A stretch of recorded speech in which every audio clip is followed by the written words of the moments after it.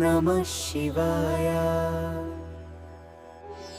आज महाशिवरात्रि है। आप सबको महाशिवरात्रि की बहुत बहुत बहुत बहुत शुभकामनाएं। आप पर भगवान शिव की सदा करुणा कृपा बनी रहे और आपका जीवन नई ऊंचाइयों की ओर बढ़े। संसार की हर खुशी आपको प्राप्त हो, आपके बच्चों को प्राप्त हो। आज महाशिवरात्रि है। कहा जाता है कि आज की रात्रि, आज के दिन ही भगवान शिव का विवाह हुआ था। भगवान शिव का विवाह किसके साथ हुआ था? माता पार्वती के साथ। कहा जाता है कि एक बार दक्ष प्रजापति ने भगवान शिव का अपमान किया और शंकर जी को यज्ञ में नहीं बुलाया। माता सती जलकर भस्म हो गईं। जब माता सती जल गईं तो शंकर जी ध्यान में डूब गए।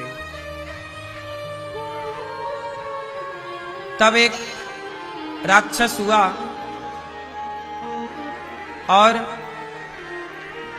उस राक्षस ने भगवान ब्रह्मा से वरदान मांग लिया, ब्रह्मा जी से, कि मैं शिव के पुत्र के हाथ मरूं। वह राक्षस जो था बड़ा भयानक, बड़ा दुष्ट राक्षस था। ब्रह्मा जी से उसने वरदान मांगा कि हम शिव के पुत्र के हाथ मरें, वरना हम मरे ही ना। अब तो बड़ी समस्या हो गई।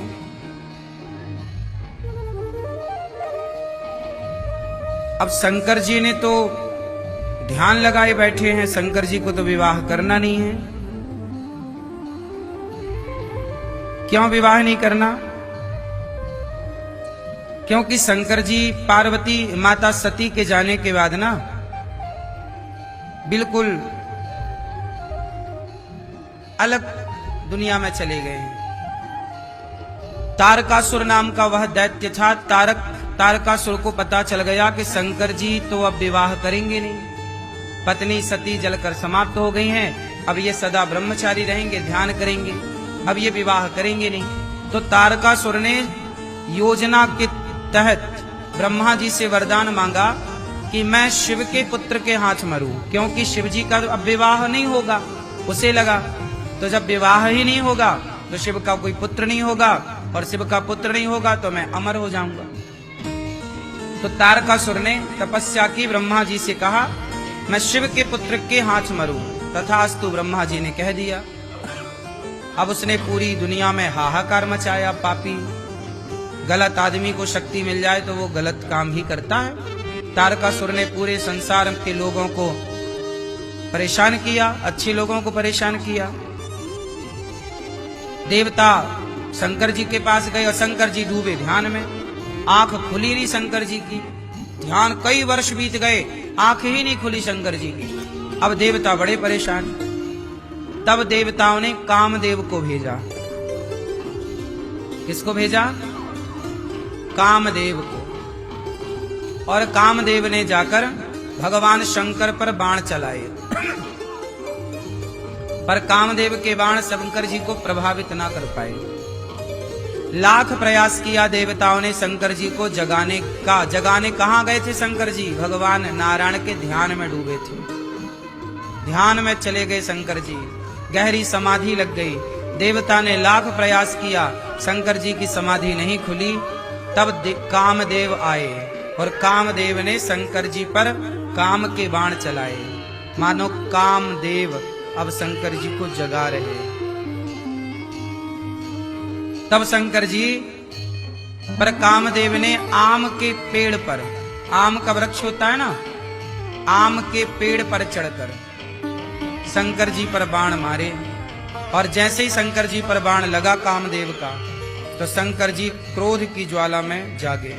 और जब जागे तो कामदेव को देखा, आम के पेड़ के पीछे छिपकर बैठा था कामदेव। शंकर जी की दृष्टि पड़ते ही तीसरा नेत्र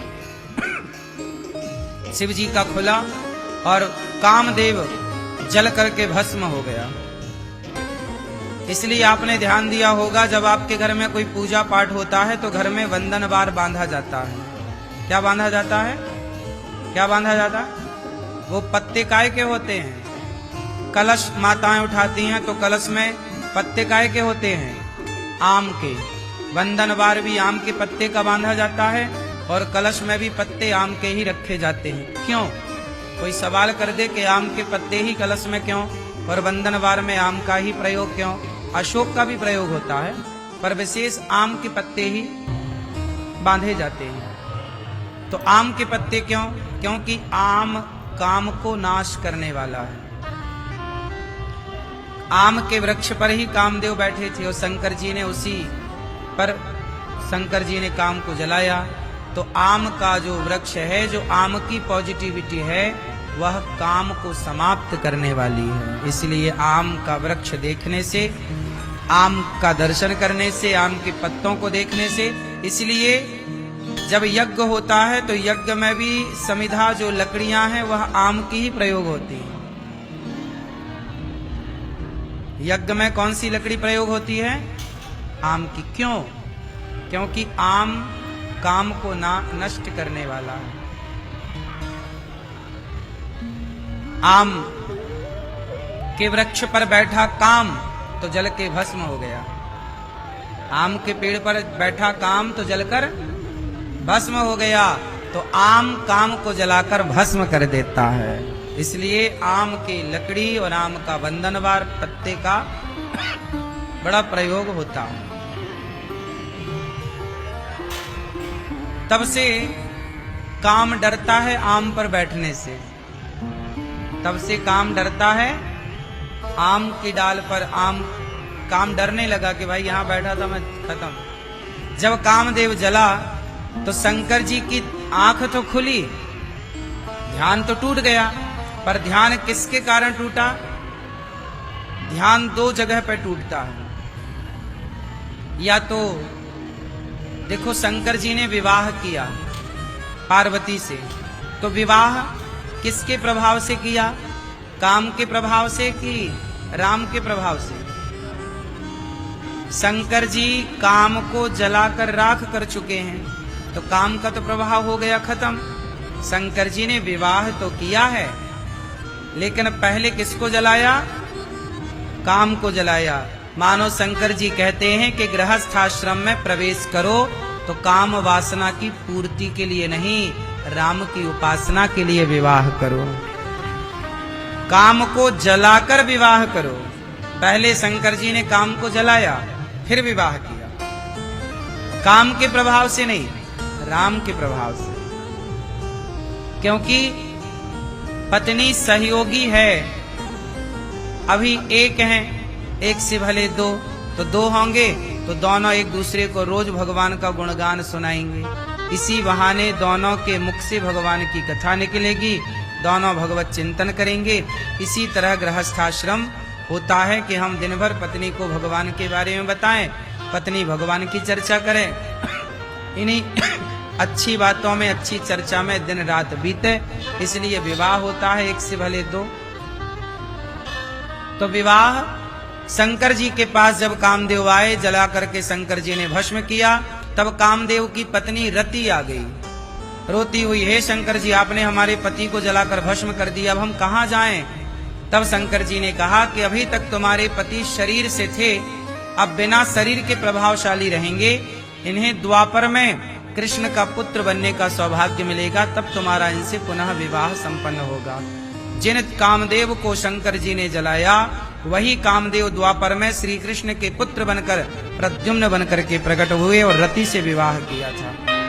तो शंकर जी ने जिन कामदेव को जलाया, वही बाद में प्रद्युम्न कहलाए, भगवान कृष्ण के बड़े पुत्र। रति उनकी पत्नी, उनसे विवाह हुआ। अब शंकर जी का ध्यान हो गया भंग। तब भगवान विष्णु प्रकट भये, शंकर जी से कहा, शंकर जी आप विवाह कर लो। देखो, शंकर जी विवाह कर लें, ये बात कौन कह रहा है? भगवान श्रीमन नारायण। हे भोलेनाथ, आप विवाह कर लो। क्यों? क्यों कर लें? हमारी आज्ञा है। अच्छा, सती दक्ष के यज्ञ में जलकर भस्म हो चुकी थी, तो सती बन गई पार्वती, और हिमालय की बेटी बनकर पार्वती ने छोटी सी उम्र में जंगल जाकर के तपस्या करनी शुरू कर दी। और माता पार्वती ने 10,000 वर्षों तक बिल्व पत्र खाकर, कौन सा पत्र खाकर? बिल्व पत्र खाकर जंगल में तपस्या की। और जब सप्तऋषि गए तो सप्तऋषि ने कहा पार्वती जी से कि आप किनसे विवाह करना चाहती हैं? माता ने कहा, जन्म कोटि लगी रगर हमारी, बरऊं शंभु न तरहूं कुमारी। मैं शिव से विवाह करना चाहती हूँ। सप्तऋषियों ने कहा कि देवी, शंकर जी से विवाह ना करो, वो तो मृगछाला पहनते हैं, भस्मी रमाते हैं, उनका पहनने का भी कोई ठिकाना नहीं, रहने का ठिकाना नहीं, बहुत अच्छा नहीं है उनका जीवन। आप भगवान विष्णु से विवाह कर लो, आप कहो तो मैं आपकी बात विष्णु जी से कराऊं और उनसे विवाह कर लो, क्योंकि वो बहुत सुंदर हैं। तो माता पार्वती ने मना कर दिया, हे ऋषि, माना कि भगवान विष्णु में लाख गुण हैं, माना कि शंकर जी अवगुण की खान है, फिर भी महादेव अवगुण भवन, विष्णु सकल गुण खान। महादेव अवगुण भवन, विष्णु सकल गुण धाम। जेहि कर मनोरम जाहि सन, तेहि तेहि सन काम। पार्वती मैया ने बढ़िया बात कही कि माना कि भगवान विष्णु में लाख गुण हैं, शंकर जी में अवगुण हैं, फिर भी मैं विवाह करूंगी तो शंकर जी से करूंगी। अच्छा, सप्तऋषि तो परीक्षा ले रहे थे ना उनके मन की, कि आप कहीं विचलित तो नहीं हो जाएंगी। तब पार्वती मैया विचलित नहीं हुई। तब भगवान शंकर को सप्तऋषियों ने मैसेज दिया कि आप उन्हें स्वीकार करिए, वो आपके सिवा किसी को पति रूप में नहीं चाहती। जब माता पार्वती ने 10,000 वर्षों तक बिल्व पत्र खाकर तप की, तब शंकर जी प्रकट भये और शंकर जी ने उन्हें स्वीकारा और कहा कि देवी, आपने बिल्व पत्र खाकर मेरी आराधना की, आज से मैं बिल्व पत्र को स्वीकारूंगा।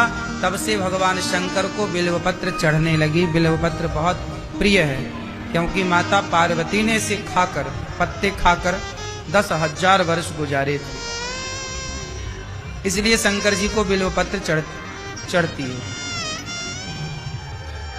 अब शंकर जी के विवाह की तैयारियां शुरू हुई। तारीख निश्चित हुई आज की, मतलब शिवरात्रि की। यह जब तारीख निश्चित हुई तो शंकर जी का श्रृंगार होने लग गया। शिवहि शंभुगन करहि सिंगारा, जटा मुकुट अहि मोरु सवारा। शंकर जी का श्रृंगार हुआ। कैसा श्रृंगार हुआ? जटाओं का मुकुट बनाया गया, जूड़ा बनाया गया, बालों को ऐसे मिला के एक जूड़ा बनाया और उसमें एक छोटा वाला सांप बिठा दिया, सांप से बांध दिया, क्योंकि गैटिस वैटिस आप लोग आज प्रयोग करते हैं ना। अब शंकर जी कहाँ गैटिस ढूंढे, तो सांप कोई गांठ मार के बिठा दिया, तुम बैठो यहाँ। कुंडल कंकन पहिरे ब्याला, है ना। शंकर जी सांपों के ही कुंडल और कंकण, सांप यहां बिठाए हैं, सांप गले में लटकाए हैं। बिच्छू आ गई, बिच्छी, हे भोलेनाथ, सांप को आपने श्रृंगार स्वीकार किया, हमारे पास भी थोड़ा जहर है, हमें भी स्वीकार कर लो। शंकर जी बोले, आ जाओ, हमारे कान में लटक जाओ। तो एक डंक मारा, कान भी छिद गया और लटक गई बिच्छी, बढ़िया बाला बन गई, है ना। तो कानों में बिच्छी, सिर पर सांप, गले पे सांप। अब शंकर जी जब दुल्हा बने तो लोग बोले आओ श्रृंगार करें, पाउडर वाउडर लगाएं। शंकर जी भभूति रमा रहे हैं, भभूति लगा रहे। अरे बोले दुल्हा बन रहे हैं, ये भभूति क्यों? शंकर जी बोले नहीं नहीं, हमें भभूति ही रमाने दो, पाउडर तो छूट जाएगा, ये भभूति बढ़िया है, सबको याद रहेगा कि भाई हमें भी एक दिन राख हो जाना है। अब शंकर जी चले तो बाराती कैसे हैं? को मुखहीन। शंकर जी की बारात कैसी है? भूत प्रेत डाकनी पिशाचनी चुड़ैल वुड़ैल सब आई, सब शंकर जी के विवाह में सम्मिलित भय। को मुख ही, किसी का मुख ही नहीं है, तो किसी का मुख है तो धड़ ही नहीं। ऐसे शंकर जी की बारात चली। शंकर जी की बारात काय में चली? नंदी पर बैठे। नंदी पर कैसे बैठे शंकर जी? सीधे के उल्टा। शंकर जी उल्टे बैठे। कैसे? शंकर जी नंदी की पूंछ की तरफ मुंह कर लिया। क्यों? क्योंकि आगे मुंह करके बैठेंगे तो पीछे नाच कौन रहा पता कैसे चलेगा, इसलिए शंकर जी उल्टा बैठे कि हमारे ब्याह में कौन कौन नाच रहा हम देखेंगे मस्त। और भूत प्रेत सब नाच रहे हैं, खूब बढ़िया भूत प्रेत ऐसे उछल उछल रहे हैं, नाच रहे हैं। सारे दुनिया के जितने शमशान हैं सभी शमशानों में निमंत्रण गया है और सभी शमशान के भूत प्रेत गए, है ना? आप के यहाँ के शमशान से भी गए होंगे? हाँ, तो जम्मू के शमशान से भी तो गए होंगे भूत प्रेत। सब शमशानों से भूत प्रेत गए, खूब बारात लंबी चौड़ी। यहाँ पार्वती की माता जी आरती लिए खड़ी हैं कि दुल्हा आएंगे, बढ़िया स्वागत करेंगे। गांव के बच्चे सब लोग बारातियों का इंतजार करते हैं ना, कैसा दुल्हा होगा, भाई सबकी उत्सुकता होती है, देखेंगे। जैसे ही बारात आई तो सबसे आगे ब्रह्मा जी थे। ब्रह्मा जी भी आए, पर ब्रह्मा जी की टीम अलग थी। ब्रह्मा जी बोले ये भूत प्रेतों के संग हम ना चल पाएंगे, तो ब्रह्मा जी अलग चले। पार्वती मैया की माता को लगा अच्छा ये दुल्हा है, उन्हें को लगा ये ब्रह्मा ही दुल्हा है। और जैसे ही उनको लगा हे भगवान ये तो चार मुंह वाले हैं, पर कोई बात नहीं, पर ये बूढ़े से भी लग रहे हैं, पर कोई बात नहीं, ठीक है। आरती उतारने लग गई माता। बोले महाराज हम दुल्हा नहीं हैं, हम बाराती हैं। माता बड़ी प्रसन्न भई और माता ने प्रसन्न होकर के कहा वाह। मैना रानी ने कहा कि वाह, जब दुल्हा इतने बाराती इतने सुंदर हैं तो दुल्हा कितने सुंदर होंगे। तब तक इंद्र आ गए। मैना रानी को लगा कि ये दुल्हा है, बड़ा सुंदर है, देवता बड़े सुंदर। देवताओं के राजा इंद्र ने कहा हम बाराती हैं, अच्छा बाराती। माता जी की और उत्सुकता बढ़ी कि भाई बहुत सुंदर दुल्हा होगा। तब तक भगवान विष्णु आ गए और भगवान विष्णु तो बहुत सुंदर। अब तो माता मैना रानी आरती उतारने लगी, जय दुल्हे राजा मेरे, जय दुल्हे राजा। भगवान विष्णु बोली मैया मैं दुल्हा नहीं हूं, मैं बाराती हूं। अब तो मैया खुशी से गदर, हे भगवान इतने सुंदर सुंदर बाराती। अब सब आ गए, अब पीछे से आए, अब सबकी और उत्सुकता। गांव के छोटे छोटे बच्चे ओ भीड़ में मुंह आगे निकाले, इंतजार कहां दुल्हा। तभी शंकर जी तो रह गए पीछे, भूत प्रेत आ गए आगे। और जैसे ही भूत प्रेत आए तो भूत प्रेत कैसे, किसी का धड़ है तो धड़ ही चल रहा, सिर का पता नहीं है, और किसी का सिर है तो धड़ का पता नहीं। किसी के चार चार सिर ही सिर हैं, धड़ नहीं है। अब जैसे ही बारात एंट्री की नगर में, बच्चों ने देखा, और जैसे ही बच्चों ने देखा कि सिर हमारी तरफ चला रहा, धड़ का पता नहीं, बच्चे भागे, मैया बचाओ। ओ भैया, छोटे छोटे बच्चे भाग गए डर के मारे। मैया बोली का है गो लाला? हरी मैया आज तो मृत्यु आ गई, बारात ना आई, यमराज आए हैं, यमराज। अब जितने बारातियों का स्वागत करने वाले लोग थे, जो पानी और नाश्ते की व्यवस्था करने वाले लोग नहीं होते शादी ब्याह में, जब उनने देखा भूत प्रेतों को, तो उनके हाथ से पानी का गिलास छूट गया, नाश्ते की प्लेट छूट गई, क्योंकि उनके सिर ही नहीं है, धड़ ही धड़ है। किसी सिर ही सिर, अब ऐसे कभी देखा नहीं। तब पानी के हाथ थर थर कांपने लगे, तभी एक धड़ आया और धड़ ने आकर पूछा, क्यों भाई हमारे रुकने की व्यवस्था कहाँ है? अब तो भागा भागा, उसने दौड़ा, काय का स्वागत, काय का सम्मान, दौड़ पड़े सब। कोई स्वागत करने के लिए खड़े नहीं हुआ। तभी वहां जब बाराती आए तो बाराती भी शंकर जी के, वहां खाने पीने की व्यवस्था थी, तो बाराती खुद से खाने पीने की व्यवस्था में चले गए। और जब जाके देखा तो वहां रायता रखा, खीर रखी, कढ़ी रखी, इत्यादि पदार्थ। अब तो शिव गणों ने रायतों के भगवाने में डुबकियां लगानी शुरू कर दी। हर हर महादेव, हर हर महादेव। रायतों के भगवाने में डुबकी लगा रहे हैं। तब तक शंकर जी आए नंदी पर चढ़कर। नंदी मतलब धर्म। शंकर जी बैल पर सवार नहीं होते, शंकर जी धर्म पर सवार होते। शंकर जी चले तो मैं